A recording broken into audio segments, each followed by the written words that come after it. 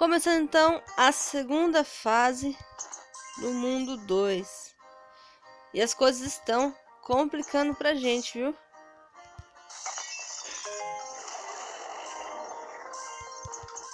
Muita abismo pra pular, muito inimigo pra matar. Mas nosso guerreiro é forte e não desiste.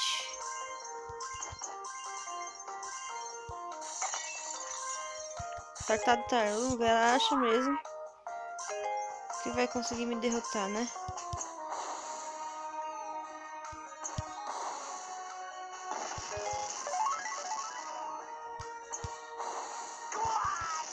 Será que ele morreu? Morreu.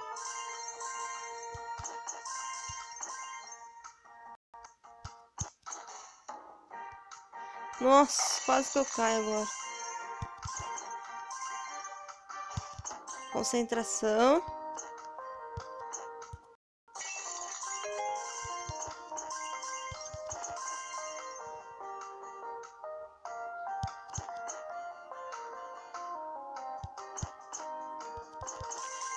Tamo bem. Por enquanto, temos todos os corações completos. Agora que vamos perder, talvez o primeiro. Ou não. Perdemos. Imaginei que isso fosse acontecer.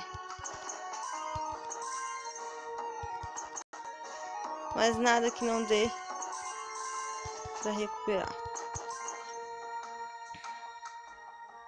Olha ali um já. Agora, eu não sei se eu vou por baixo ou por cima. Acho que tem mais coisas pra conquistar aqui.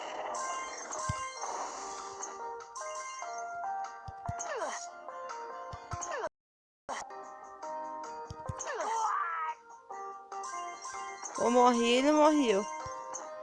Nesse caso, quase morri eu.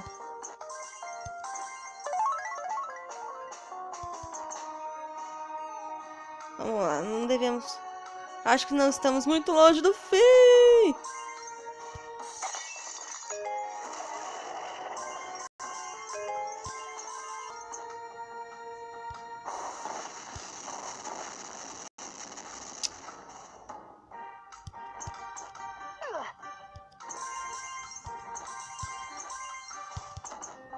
Chegamos ao fim de mais uma fase. Quase morrendo. Vitória para o nosso grande guerreiro. Legal.